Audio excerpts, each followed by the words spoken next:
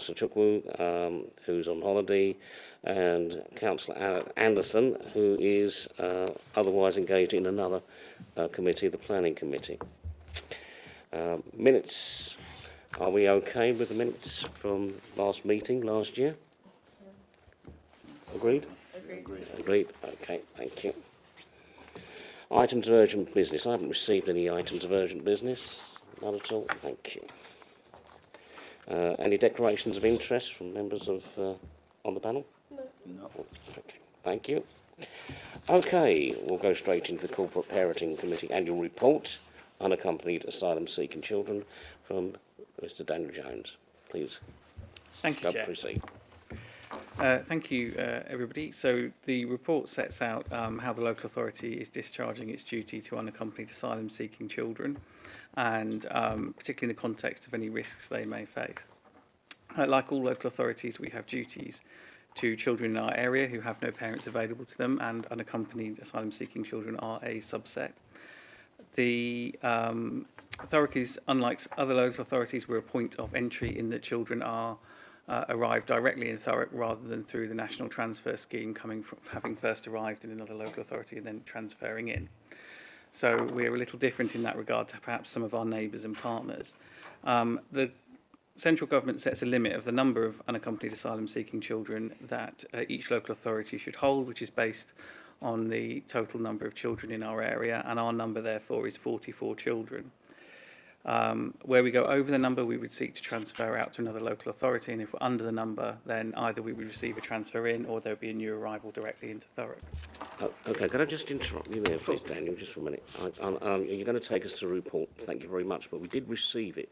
Did we all receive and read the report? Yeah. Okay. So have you got any questions? I mean, if as we've read it, and there's no point you going through the report again, we can go straight into the questions if that's okay. That's no problem, yes. Okay, who would like to go? Councillor, have we got any questions? I don't. Yes, I don't really have any particular questions because I already sit on corporate parenting committee, and we do cover some of this like in that committee. So, on my part, I haven't really got any questions. Councillor, yes.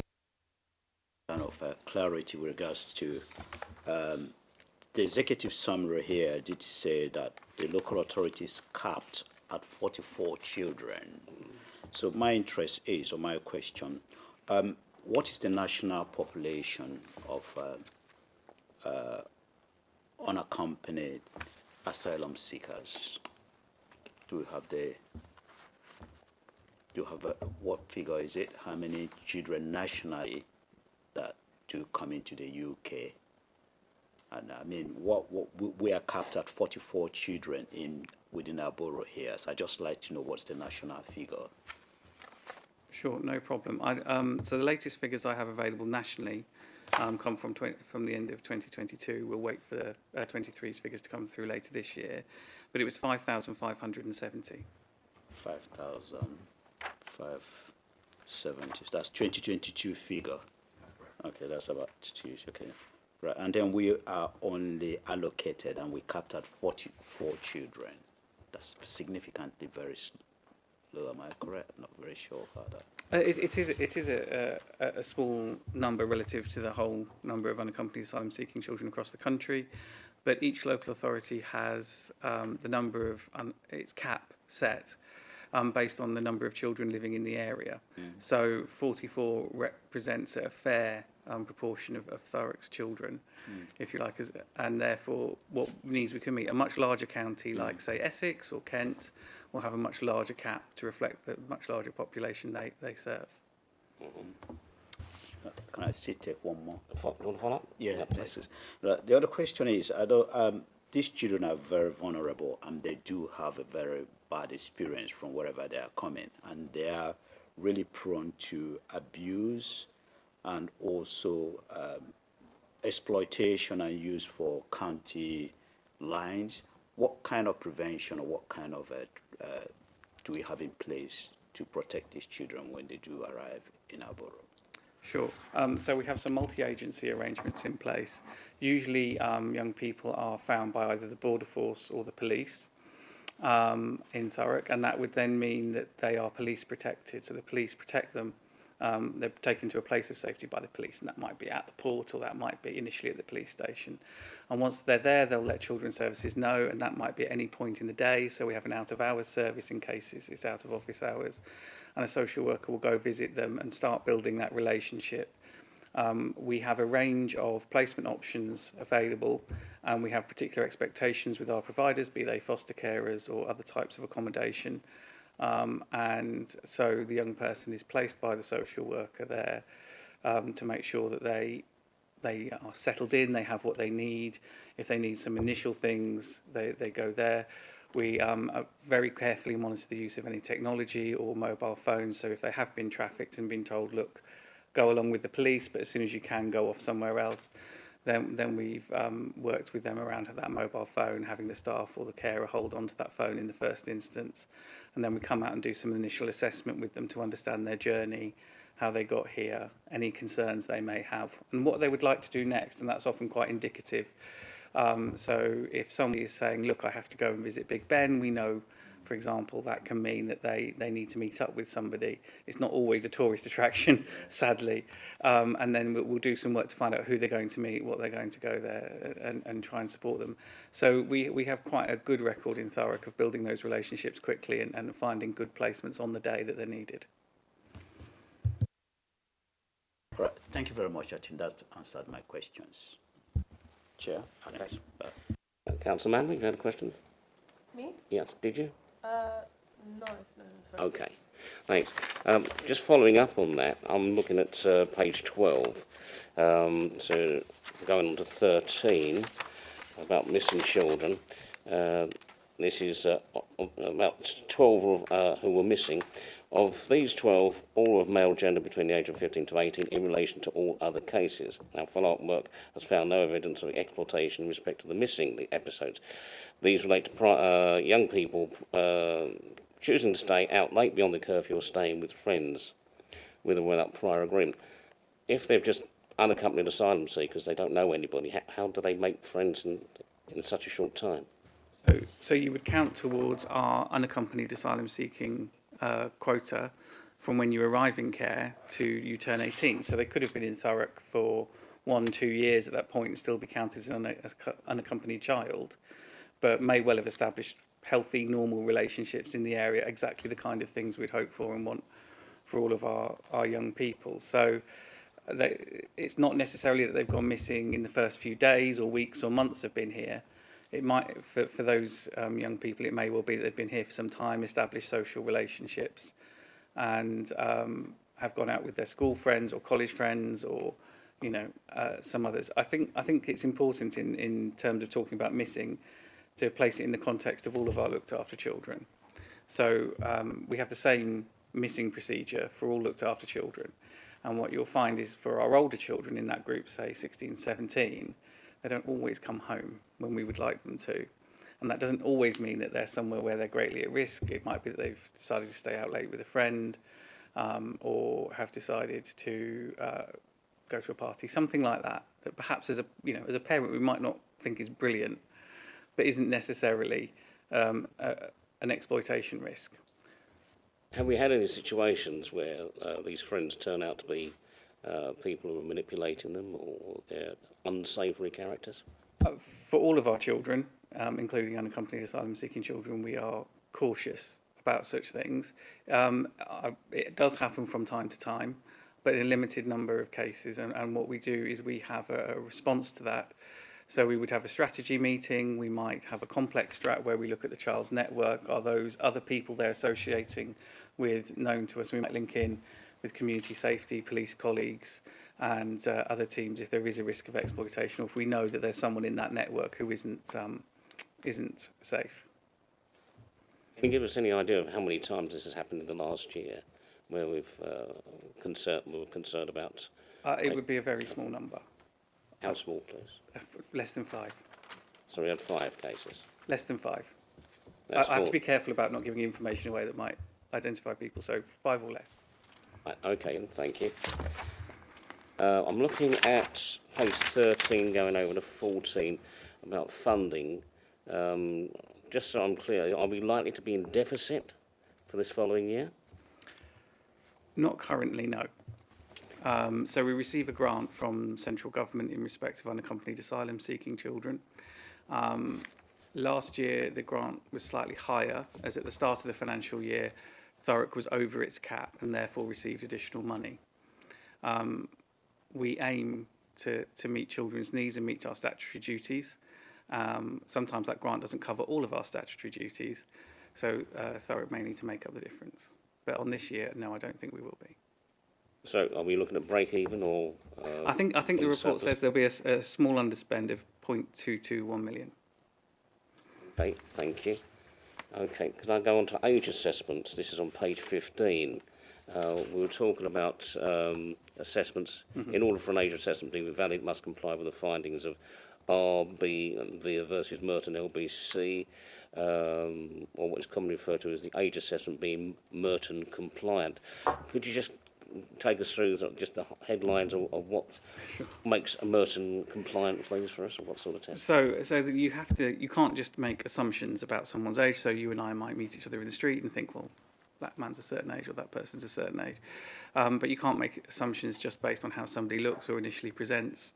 You have to go through a full detailed assessment. I think the guidance is referred to in the report, but it might be about taking time to understand someone's life experience, where they come from, how birthdays may be counted there might be different, or what calendar they're using might be slightly different. They don't necessarily across the world count things in the same way as we might do here.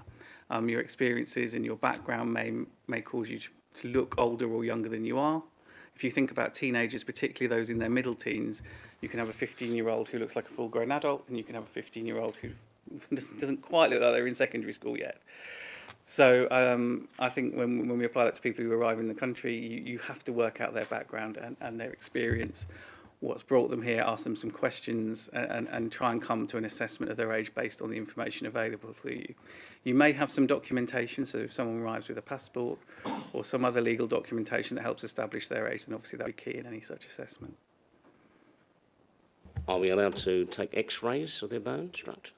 Not currently, no. The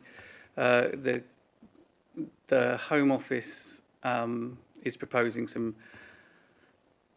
medical tests for age. I don't think they've become national practice yet, and I think the exactly what those tests will be, I'm not terribly clear on, because I don't think they've been finally decided. Yeah, the reason I'm asking, I'm quite interested in history and archaeology. I've watched Time Team, and there's another programme that was pretty old called Digging for Britain. And they said, we've just found a graveyard full of 35 bodies. We're digging all these up. And after they've cleaned them up after a few months, they take the presenter around and say, this was a young male aged 16. You can tell that by the way his bones developed. We know that he's 16, he hasn't quite finished puberty, etc. And I'm just wondering, if archaeologists can make an assessment of the age of somebody from their bone structure who's died nearly 2,000 years ago. We should be able to do that on somebody who's alive. That wouldn't fit the current legal expectations of what we're supposed to do, and I think you would need someone with a very particular set of qualifications to make that assessment. I couldn't comment on what kind of X-ray or what kind of qualification you would need to make a judgment on someone's age based on their bone structure. Just checking through. I'm just going to go to the questions about the interpreters. We've got the list of three. I won't go through. This is page 19. It's basically who runs them, who vets them, and how much has Thurrock paid for their services over the last year, please? Last 12 months. So they are a commission service that are vetted and commissioned by the council's commissioners. I'd have to come back to you with the total spend for you ask. And perhaps I can ask someone to send that to you after the meeting. Yeah, that'd be great if you could come back. No I know it was a bit of a surprise one, I suppose, for you. I'd be interested to know who actually quality checks them, so to speak. So it would be there are commissioners who are responsible for commissioning and quality assuring.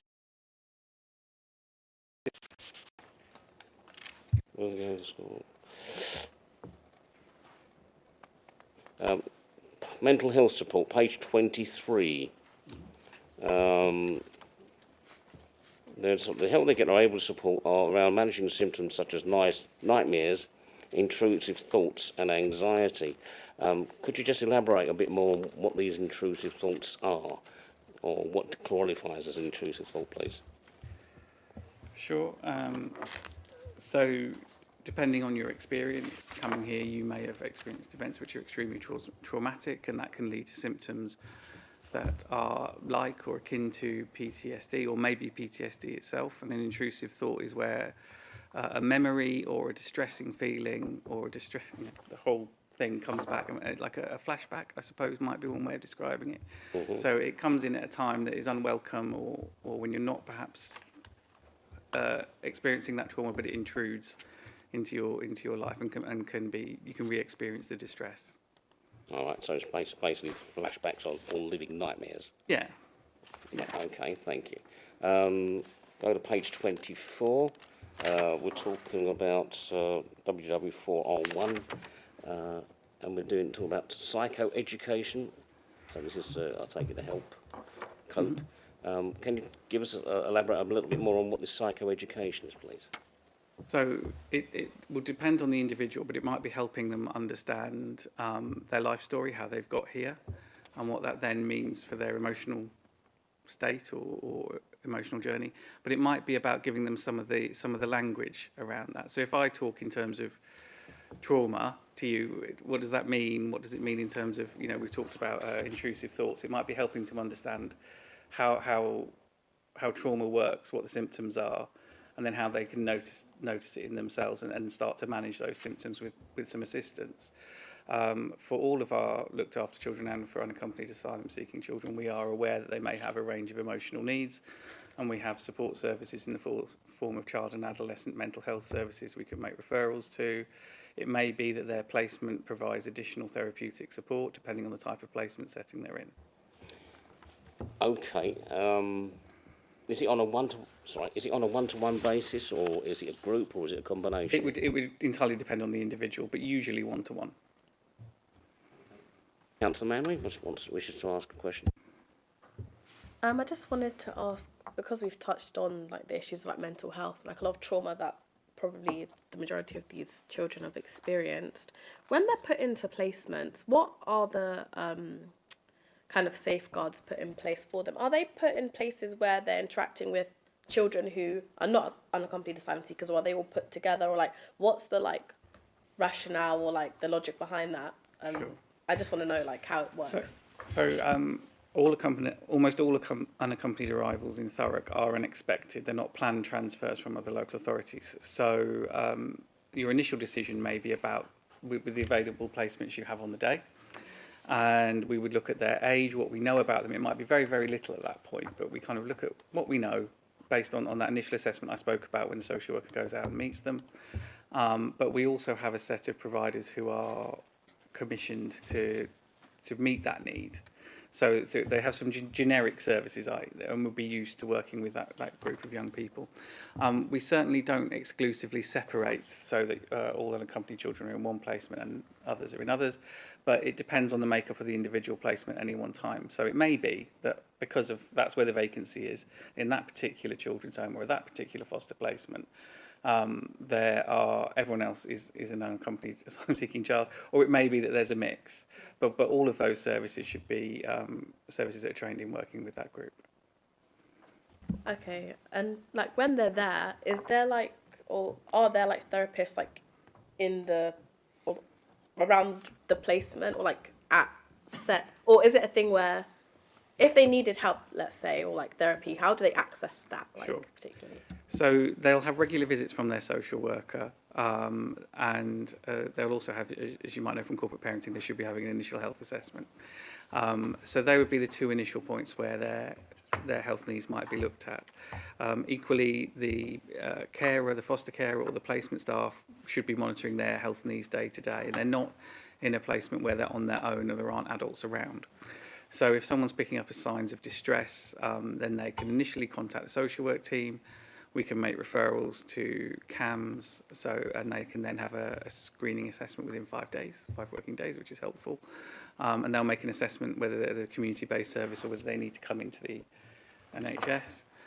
Some of our placement providers have a psychologist or similar who works alongside them, so that might be is available to support the staff to help them with therapeutic techniques, or it might be that they provide one-to-one support with a young person. There's community counselling services, there are specialist services for children who are unaccompanied as well. So there's a range of things, and you tap in to where you think is most appropriate. Thank you. Thank you. Yes, sorry. I'm just going to take you back to page 12 about the missing children. Yeah. Yeah. Within a space of 9 months, possibly on arrival, you have about 24 missing on asylum seekers children episode, and out of that, you have about 12 of them are young people. Am I correct? So there were 24 episodes, so 24 instances where a young person went missing, and that related to 12 young people. Yeah. So what I would say is that yes, that's correct, but it's that's equivalent to one young person staying out late twice in 9 months. Okay. And when we say missing, do we find them? Do they come back, or they do come back? Usually yes. Yeah, the vast majority do. As I said, there's a small number where we have ongoing concerns, but for the majority. It is a case of staying out late. So instead of coming home, let's say at 10 o'clock, when we expect you come home at 11:30. Yeah. You've come home. We know you're safe, but you didn't come home when we expected, and that would be counted as a missing episode. Okay. So it's not to be counted as a missing episode. You don't have to be out overnight. You don't have to be away for a number of days. It's a matter of hours. Okay, I do get that. I was like, they're missing to this time. We can't find them. We don't know where they are. No. That's okay. Thank you very much. Bye. Thank you. Just want to go on to page 25. This is regards personal allowance, pocket money, clothing. Just a bit of clarity. You say the personal allowances for the UASC are set at £67.20. Is it a week, a day? That's a week. That's a week. Thank you. And just for some context, that is if you are in a semi-independent accommodation. So if you're in foster care or a children's home, then you may receive pocket money, but your other needs would be met through your carers. Okay. And 1, 2, 3, 4. Fourth paragraph down, same page 25. A starting amount of funding should be sufficient for clothing needs, etc. Once again, is that ad hoc, or do you say that every 3 months you get £150 for your clothing or something like that? So normally when you arrive, you don't have many belongings. So there might be £100 agreed, or an amount of money depending on need and the time of year for clothing. And then as you go on, you'd have regular visits from your social worker, and we would work out what else you may need. And so if we need to agree some extra money, say for school uniform, depending on their age, or if they need some extra money because winter's coming and you need to get the big coats and all those things that you would buy for your children, that's absolutely what we make sure they have. So it wouldn't be stuck at £150. I mean, when you're bringing up children, from my experience, you buy them a set of clothes or shoes, and they're worn out in 3 months, and you've got to buy some more. No. So as I say, it depends on the type of placement they're in. If they're in foster care, then the foster carers receive an allowance, and part of that they would use to spend on clothing. So they would, like any parent, spend their money to meet their children's clothing needs, and same for children's homes. The clothing allowance, particularly you're talking about, relates to when they're in semi-independent accommodation and might need that extra money to afford clothes for all the reasons you've mentioned. Oh, sorry, I left my microphone on. Sorry about that. Thank you very much for that. Just one last question, and I'll ask anyone else any other members then want to finish up. Voluntary return service. It says the voluntary return service role is to offer practical support to people in the UK with no right to live in the UK who have decided they wish to return home. This support may be available to people who have claimed or who are claiming asylum. How many claims do we get a year for this, please? For the voluntary return scheme? Yeah. None. Not in the last year, no. Not for the US group, no. Thank you very much. Any other members? Councillor Lunley, Councillor Margie, do you have any questions? One quick question. So, because I'm familiar with the kind of, what's the terminology? Is it the semi-supported or living? Semi-independent. Yeah, semi-independent. So what age range actually does that? So in general terms, it can be 16 plus and can go into adulthood. We commission providers for 16, 17 and 18. Okay. So our providers have to meet a certain standard that's set by the local authority, and we have monitoring visits to ensure that standard is met alongside the regular social work visits for each child that's placed. All of those providers are now required to register with Ofsted. So by, I think it was in October last year, they all had to have made their application and should have been registered. What Ofsted has said is that they've had so many applications nationally that they're still working through the process of assessing those applications.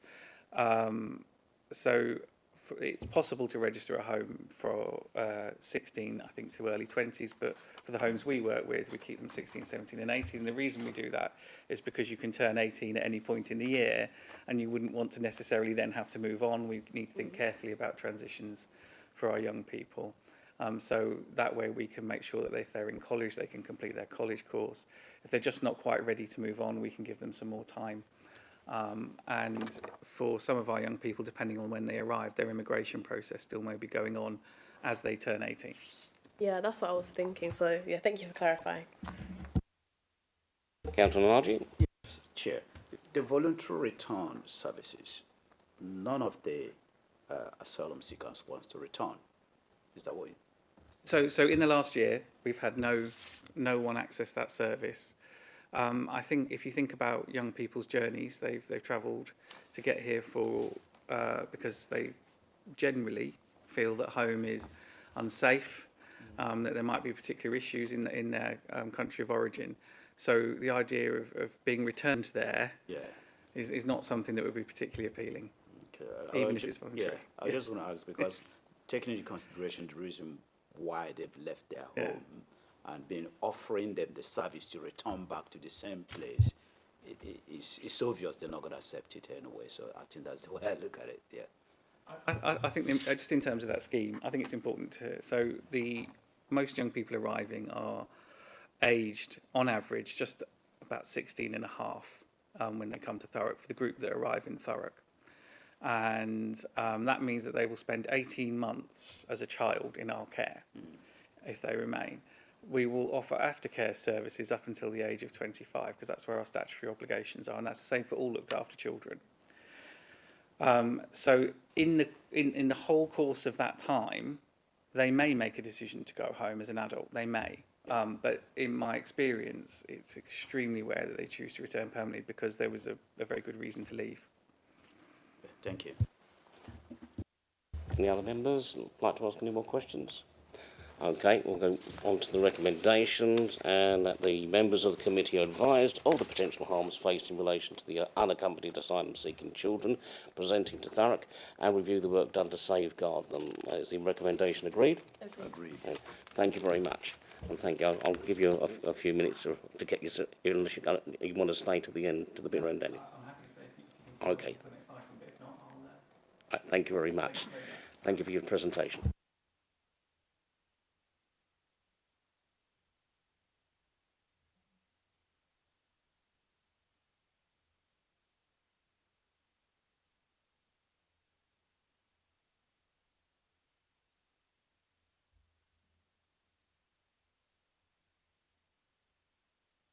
Okay, so I'll now ask Michelle to present the report. Just a quick overview, and then we'll go straight. We should have read all this before we come here, so we just go straight into our questions. Thank you.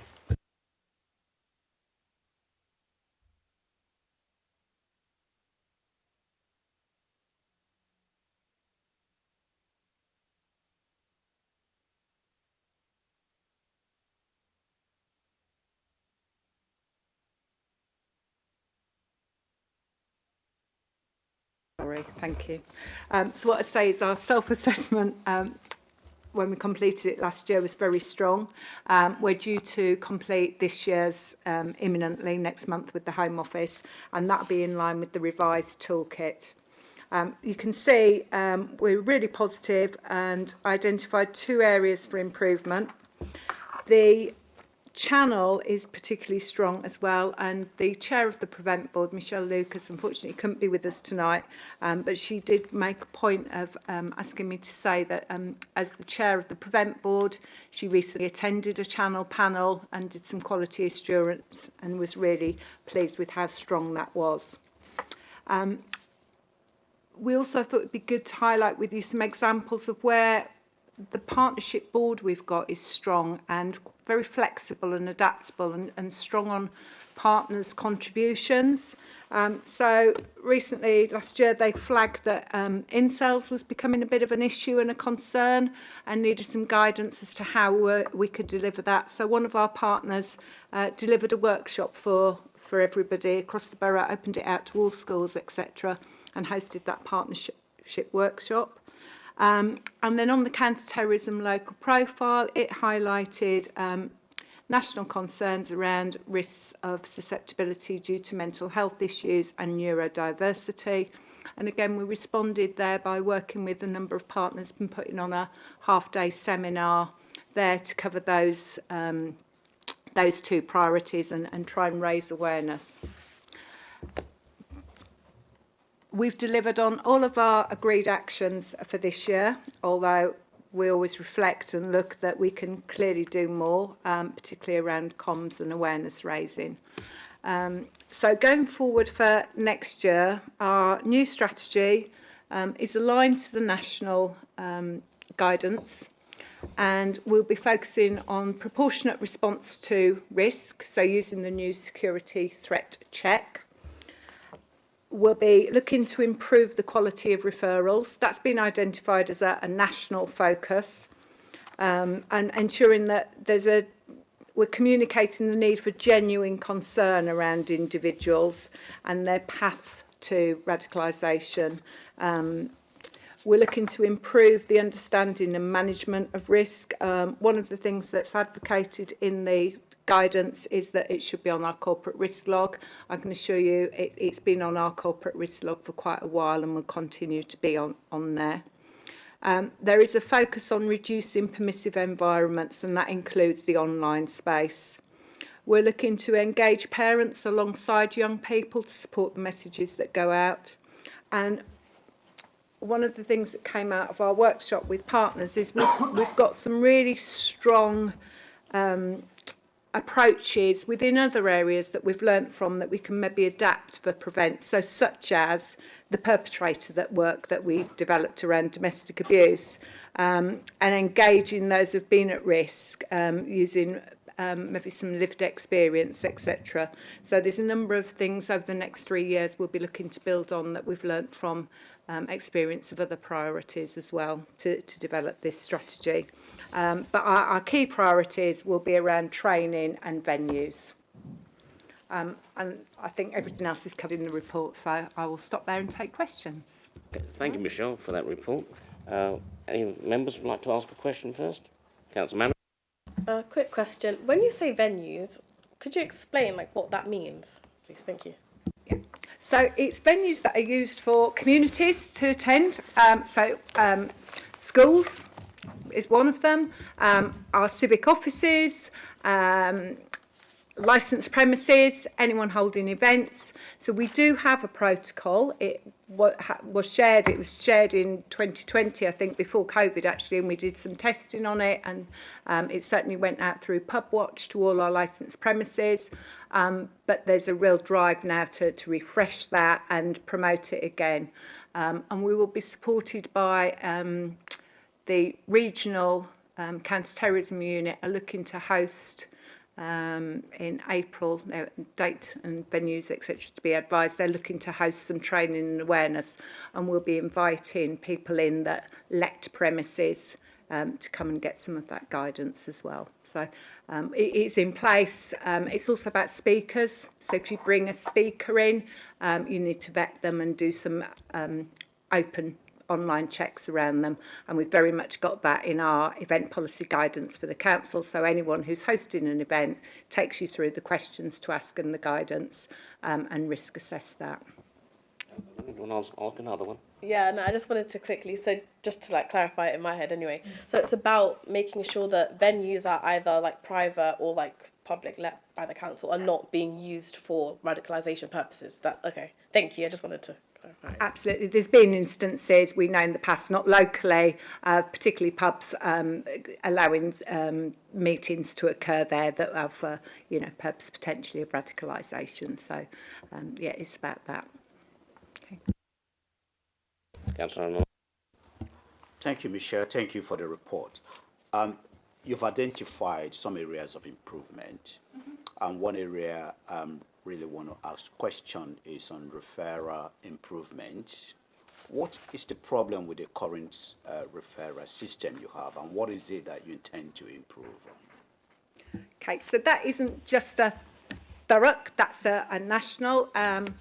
We attend a regional briefing every quarter, and one of the things they focus on, and unfortunately those slides are not able to be shared with you, but they focus on the number of referrals that come in across the whole of the region and how many get accepted through to channel panel and how many are not relevant, or they may be dealt with in a different alternative way.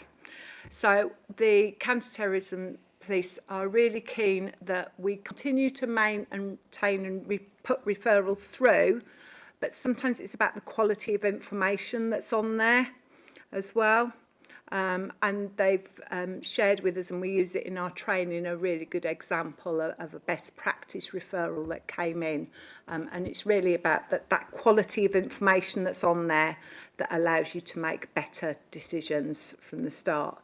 But what we've got to be really careful to do is, if people have got a concern, is still for them to raise it, not say, we've not maybe got enough information.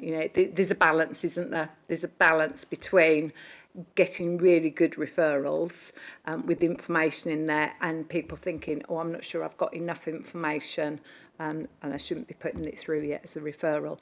So it's that notice, check, share bit. But how we treat all our referrals first off is a safeguarding referral.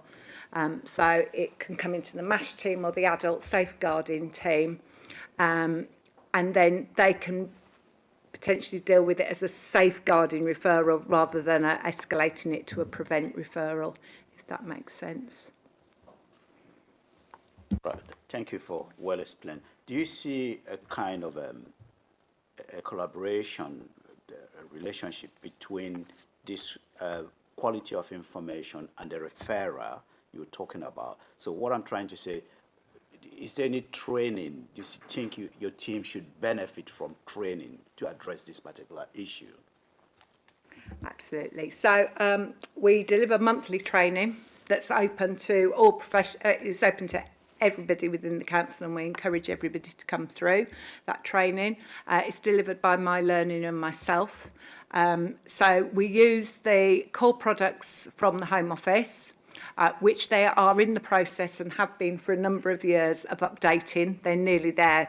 We've seen and accessed and trialled and tested some of them, so they're nearly there. So they're in the process of being updated.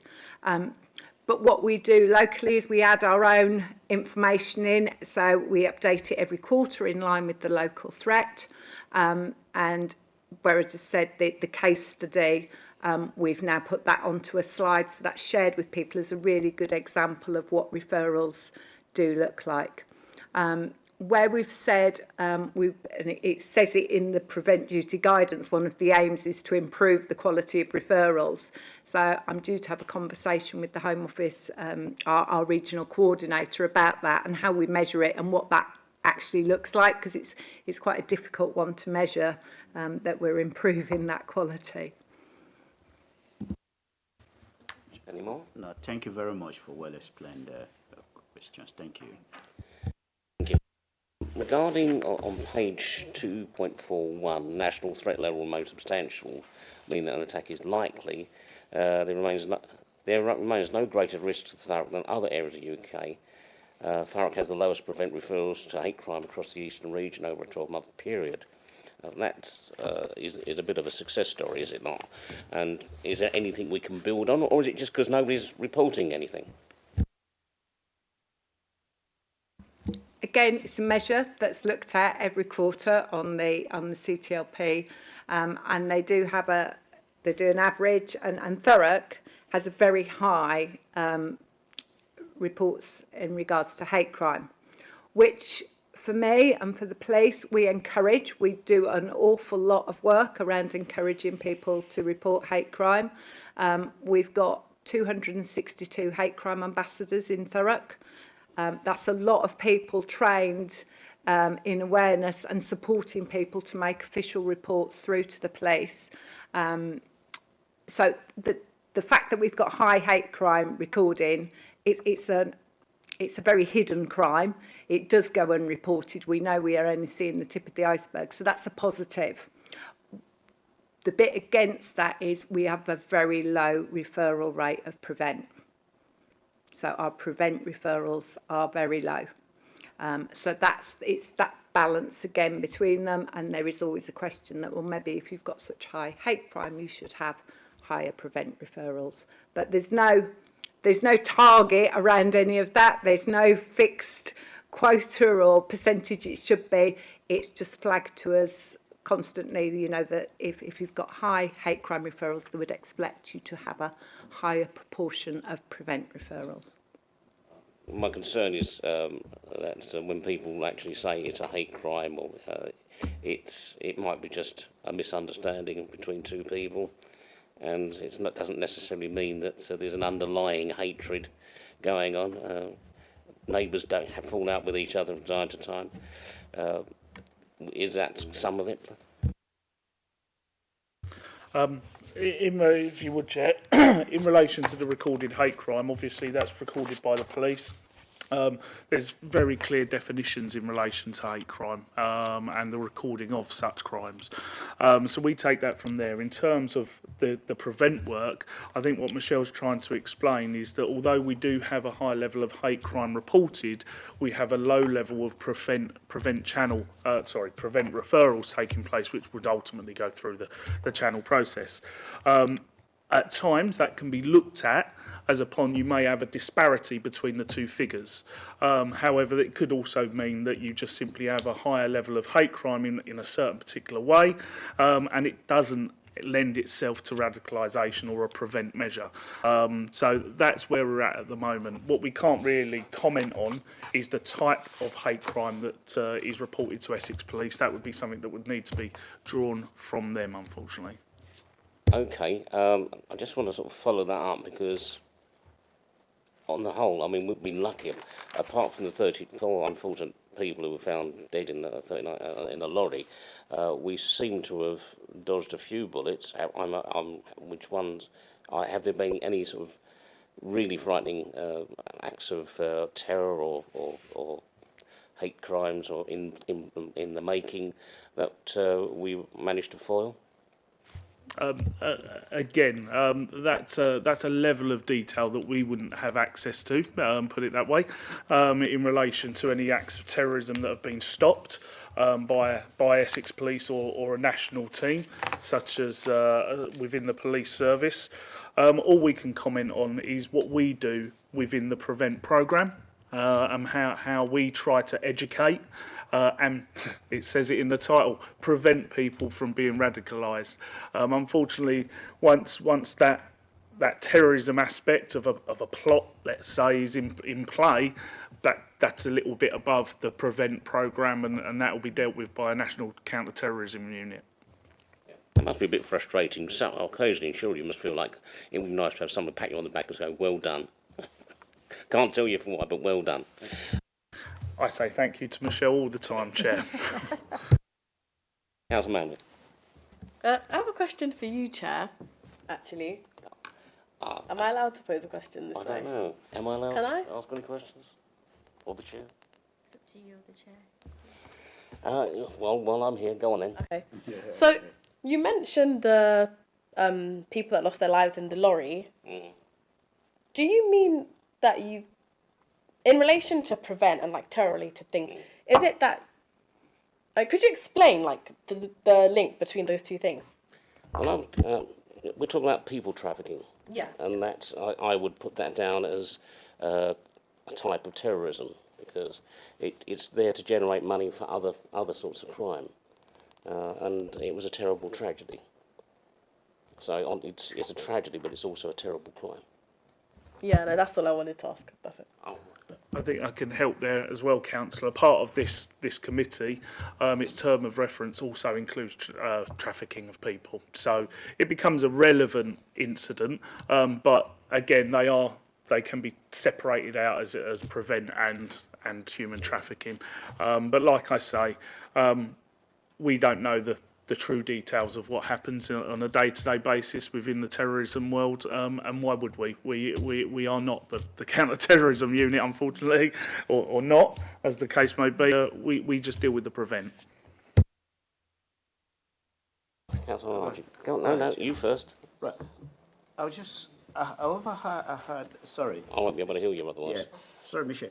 Did you say Thurrock has, or nationally have about 250 hate crime ambassadors? 262 hate crime ambassadors. Oh, sorry. 262 hate crime ambassadors in Thurrock. In Thurrock? Yeah, Right. and I think there's only 800 in Essex, so yes. Who are these people, and where can they be found? I only just had it for the first time. Oh, I've taken my badge off. Got my badge that I wear. Number of people in the council offices that obviously would include particularly frontline people like our local area coordinators, our housing officers. We've got a number within some of our frontline support areas, so such as Mind, and they are a hate incident referral centre, so they can take reports there. We've got our Thurrock Lifestyle Solutions that obviously work with learning disabilities. Their director is one of the strongest hate crime ambassadors you could want. And he is very, very proactive and will stand up in front of his peers and talk about hate crime. And him and I have been to a couple of centres together and talked to people there with a disability about hate crime and encourage them to report it and share their experiences with us. And we've got general people from the community, anybody, and you'd be more than welcome. I can send you through the next lot of training dates if you'd like to go on that training. It's about 2 hours and it's online and delivered by our hate crime officer in Essex Police. But you know, we really feel that it's something that we need to promote in the community. The next step, one of the things for the next year with Prevent, we've been waiting for this training package to be put together for a while, and the police have done it internally. They're now ready to go out to partners, and so they are going to start training us up to be Prevent champions. I'd like to think I already am a champion of that, but I'll be getting some extra training, and we'll be looking across the council for each department, service area to have a Prevent champion, and then, you know, ultimately we'd like to put that out further and wider so it's in the community as well, and create Prevent champions as we have hate crime ambassadors. Another question? Yeah, just another question. It's not really. Thurrock is non-founded Prevent area in that the borough has a low threat and risk level and do not have dedicated founded Prevent resources. So because the level of hate crime and Prevent is very low in Thurrock, and as a result of that, we do not get funded. Absolutely correct. So I couldn't find, I was looking for the list actually of local authorities that are funded. I know, for example, in the Eastern region, Luton is one of those areas that has additional funding because of some of the threats that they have locally. And that means that they have a dedicated prevent coordinator, and they will be able to access other funding streams for education, etc. Because we don't have any of those issues in Thurrock. You know, we don't have marches and demonstrations, etc. We don't have those threats, so therefore we don't require that additional funding to deliver on the prevent duty and to put some of those programmes in place. What they have done, last year was the first year, and we've just had the second round of additional funding that you can bid for non-funded areas to get some additional resource. So I have put a bid in, and we've been successful so far. So we're now going through the process for a provider. And that is to put on a series of workshops with some of our more vulnerable young people in the community to give them the tools to be resilient. There's 5 workshops that we're looking at hosting, so and we're working with Children's Social Care to pull that together, and their participation officer.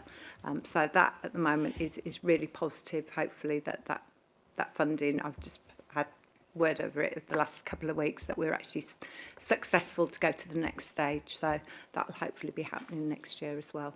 Sorry, when I say next year, I mean next financial year. Okay. Anyone have any more questions they want to ask? Not from me, Chair. No. Okay then.